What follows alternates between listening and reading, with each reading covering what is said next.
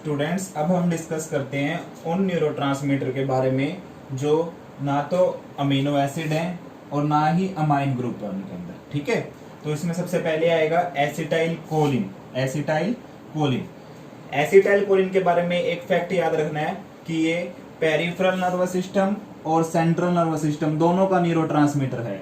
एक एग्जांपल और है जिसमें वो न्यूरोट्रांसमीटर पेरिफेरल नर्वस सिस्टम और सेंट्रल नर्वस सिस्टम दोनों यूज करते हैं। एक तो एसिटाइल कोलिन हो गया और दूसरा है नोरएपिनेफ्रिन।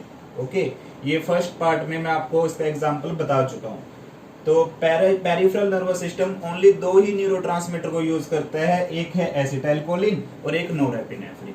ओके, एसिटाइल कोलिन के रिसेप्टर आपको पता ही होंगे, nicotinic and muscarinic. Nicotinic inotropic होते हैं, मस्क्रेनिक जीपीसीआर है, जी प्रोटीन कपल रिसेप्टर। तो निकोटिनिक कौन कौन से हैं? आइनोट्रोपिक, जो क्या करेंगे, सोडियम और कैल्शियम की कंडक्टेंस को इंक्रीज कर देंगे। और मस्क्रेनिक कौन से हैं? M1, M3, M5, ये तो हैं GQ, जो क्या करेंगे, IP3 डैग पाथवे के थ्रू एक्ट करेंगे और IP3 डैग और कैल्शियम का लेवल इंक्रीज करेंगे। और एक होते हैं M2 और M4, M2 एंड M4, ये क्या होते हैं, G इनिबिटरी। ये क्या करते हैं, डिक्रीज साइक्लिक AMP लेवल। ये क्या करेंगे, decrease cyclic AMP level. Okay, तो मस्क्रेनिक दोबारा बता रहा हूं, M1, M3, M5, ये तीनों क्या हैं, GQ मींस IP3 डैग पाथवे के थ्रू एक्ट करते हैं और स्टिमुलेटरी होते हैं। और एक होते हैं M2 एंड M4, ये क्या है, G इनिबिटरी, जो क्या करेंगे, साइक्लिक AMP का लेवल डिक्रीज करेंगे और फिर पोटेशियम चैनल ओपन कर देंगे ताकि सेल के अंदर से सारे पोटेशियम बाहर चले जाए, जिससे सेल के अंदर इलेक्ट्रोनेगेटिविटी इंक्रीज हो। ठीक है, अब बात करें एडिनोसिन। एडिनोसिन भी एक ऐसा न्यूरोट्रांसमीटर है जो कि ना तो अमाइन है ना अमीनो एसिड है। ठीक है, एडिनोसिन, इसको एडिनोसिन के रिसेप्टर को प्यूरिनर्जिक रिसेप्टर भी बोलते हैं, प्यूरिनर्जिक रिसेप्टर। तो इसको डिनोट भी करते हैं पी रिसेप्टर से, पी रिसेप्टर। ठीक है, पी रिसेप्टर से डिनोट करते हैं हम एडिनोसिन रिसेप्टर को। और हम इसको A1, A2, A3, क्योंकि टोटल 3 टाइप के एडिनोसिन रिसेप्टर हैं, तो A1, A2 और A3 से भी करते हैं और P से भी इसको सिंबलाइज करते हैं। ठीक है, एडिनोसिन रिसेप्टर 3 टाइप के हैं, A1, A2 एंड A3। ठीक है, A1 क्या है, G इनिबिटरी, तो साइक्लिक AMP का लेवल क्या करेगा, डिक्रीज। पोटेशियम की कंडक्टेंस क्या करेगा, इंक्रीज। कैल्शियम की कंडक्टेंस डिक्रीज। ठीक है, ये अब आपको पता लग गया होगा, क्योंकि इनिबिटरी हैं तो सेल के अंदर इलेक्ट्रोनेगेटिविटी इंक्रीज करनी है या फिर सेल के अंदर साइक्लिक AMP का लेवल डिक्रीज करना है। सेकंड है A2। अब A2 भी 2 टाइप का है, A2A, A2B।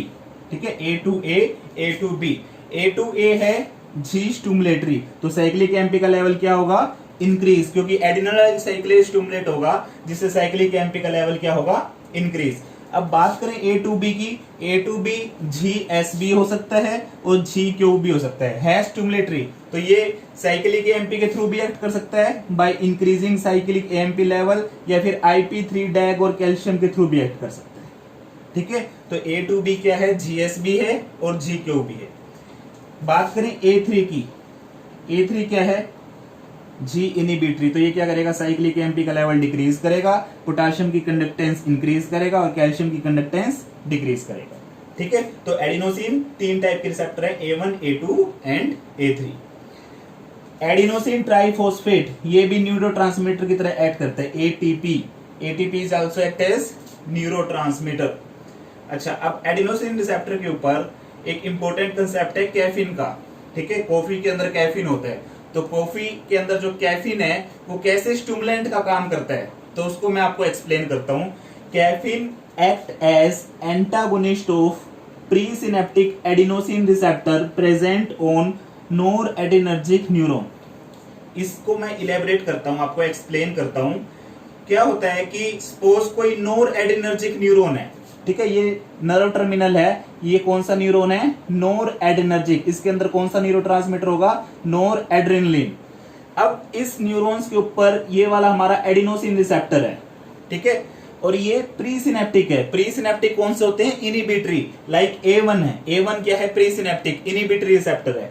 तो क्या होगा, इस एडिनोसिन रिसेप्टर पे जब ये एडिनोसिन बाइंड करेगा, दिस एडिनोसिन, जब ये एडिनोसिन बाइंड करेगा किस पे? एडिनोसिन रिसेप्टर पे, तो ये क्या होगा, जो एडिनोसिन रिसेप्टर है ये इनिबिटरी सिग्नल देगा किसको? सिनेप्टिक वेसिकल को, जिससे नोर एड्रेनलिन का रिलीज इनिबिट हो जाएगा। ठीक है, जैसे ही एडिनोसिन ने एडिनोसिन रिसेप्टर पे बाइंड किया, क्योंकि ये प्री सिनेप्टिक रिसेप्टर है, तो ये इनिबिटरी सिग्नल देगा, तो नोर एड्रेनलिन के रिलीज को इनिबिट करेगा। तो इसलिए यहां पर लिखा है मैंने इनिबिशन। अब क्या होता है, अब कैफीन एंटागोनिस्ट का काम करता है कौन से रिसेप्टर पे? एडिनोसिन रिसेप्टर पे। तो ये कैफीन है, कैफीन यहां जाके एडिनोसिन रिसेप्टर पे, प्री सिनेप्टिक एडिनोसिन रिसेप्टर पे बाइंड हो जाएगा। और कैफीन अगर प्री सिनेप्टिक एडिनोसिन रिसेप्टर पे बाइंड होगा तो यहाँ पे एडिनोसिन को बाइंड नहीं करने देगा। ठीक है, अगर एडिनोसिन बाइंड हो रहा था तो न्यूरोट्रांसमीटर का रिलीज इनिबिट हो रहा था। अब कैफीन जाके यहाँ बाइंड हो गया, अब यहाँ एडिनोसिन बाइंड नहीं हो पाएगा, तो अब नोर एड्रेनलिन का रिलीज होगा। नोर एड्रेनलिन रिलीज होगा तो अपने रिसेप्टर पे एक्ट करके स्टिमुलेटरी इफेक्ट देगा। ठीक है, तो कैफीन ने क्या किया, कैफीन ने adenosine pre synaptic adenosine receptor पे बाइंड करने से रोक दिया। ठीक है, जैसे हमने कॉफी पिया, कॉफी के अंदर कैफीन है, कैफीन क्या करेगा, हमारे नोर एड्रेनर्जिक न्यूरॉन पे प्री सिनेप्टिक एडिनोसिन रिसेप्टर पे जाके बाइंड हो जाएगा, जिससे एडिनोसिन वहां बाइंड ना होने पाए।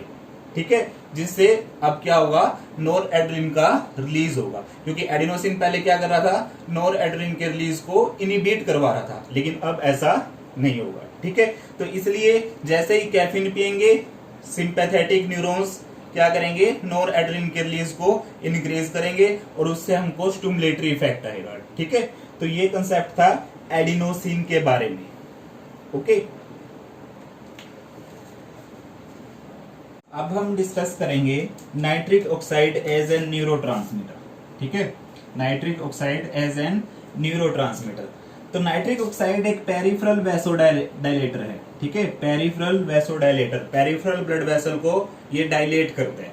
ठीक है, बट ब्रेन में nitric oxide act as neurotransmitter. ठीक है, ब्रेन में नाइट्रिक ऑक्साइड न्यूरोट्रांसमीटर की तरह काम करता है। ठीक है, nitric oxide act as retrograde messenger. इसका क्या मीनिंग है, रेट्रोग्रेड मैसेंजर? रेट्रोग्रेड मैसेंजर का मीनिंग है कि फॉर एग्जाम्पल ये हमारा न्यूरॉन है। ठीक है, न्यूरॉन की cell body, longest part axon और यहाँ नर्व टर्मिनल, और इस नर्व टर्मिनल से नाइट्रिक ऑक्साइड का रिलीज हो रहा है। ठीक है, नाइट्रिक ऑक्साइड रिलीज हो रहा है। ठीक है, ये जो रेड डॉट है ये क्या है, नाइट्रिक ऑक्साइड। अब नाइट्रिक ऑक्साइड रिलीज होगा तो ये अगले न्यूरॉन के ऊपर एक्ट करना चाहिए, बट जो नाइट्रिक ऑक्साइड के रिसेप्टर हैं वो प्री सिनेप्टिक न्यूरॉन के अंदर होते हैं। Nitric oxide receptor reside in presynaptic neuron. ठीक है, तो इसका मतलब जो नाइट्रिक ऑक्साइड के रिसेप्टर होंगे वहां ये इस पार्ट में होंगे, प्री सिनेप्टिक में। तो ये नाइट्रिक ऑक्साइड कैसे मूव करेगा कि दोबारा से ही अपने जहां से रिलीज हुआ था वहां पर आएगा अपने रिसेप्टर पे एक्ट करने के लिए। ठीक है, एंटीरोग्रेड में क्या होता है, जब भी कोई न्यूरोट्रांसमीटर रिलीज होता है तो सामने पोस्ट सिनेप्टिक मेम्ब्रेन के ऊपर रिसेप्टर पे एक्ट करता है।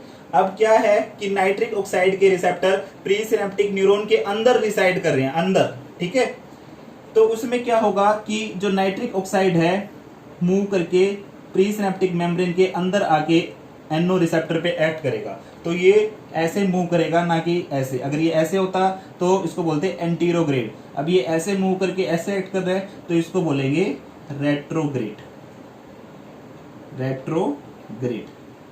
ठीक है, तो क्वेश्चन आ सकता है, which one of the following neurotransmitter will act through retrograde mechanism, या फिर which of the following neurotransmitter is retrograde messenger. तो आंसर क्या होगा, नाइट्रिक ऑक्साइड।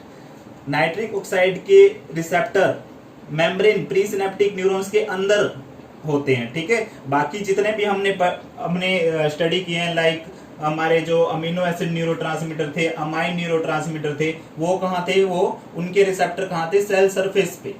ठीक है, बट नाइट्रिक ऑक्साइड न्यूरोट्रांसमीटर के रिसेप्टर सेल के अंदर होंगे, ये बात भी आपको ध्यान रखनी है।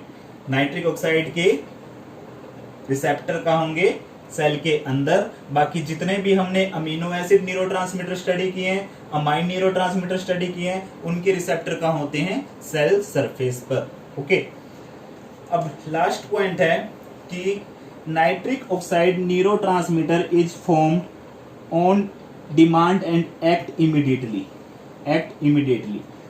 तो इसके ऊपर क्वेश्चन भी आया हुआ था कि लाइक ऐसे क्वेश्चन पूछा गया था जीपेट में, which of the following neurotransmitter is formed on demand and act immediately. तो उसका आंसर क्या था, नाइट्रिक ऑक्साइड। तो आपको नाइट्रिक ऑक्साइड के बारे में याद रखना है कि ये ऑन डिमांड पे तो फॉर्म होता है और इमीडिएटली एक्ट करता है। ठीक है, ये इसकी कैरेक्टरिस्टिक्स है और वी कैन से ये क्वालिटी है नाइट्रिक ऑक्साइड न्यूरोट्रांसमीटर। ठीक है, तो ये था न्यूरोट्रांसमीटर के बारे में। आई होप कि न्यूरोट्रांसमीटर के बारे में आपका कंसेप्ट क्लियर हुआ होगा। अगर आपको हमारी एक्सप्लेनेशन इजी लग रही है और पसंद आ रही है तो प्लीज चैनल को सब्सक्राइब करें और ये वीडियो अपने फ्रेंड्स के साथ जरूर शेयर करें। Okay, thank you very much.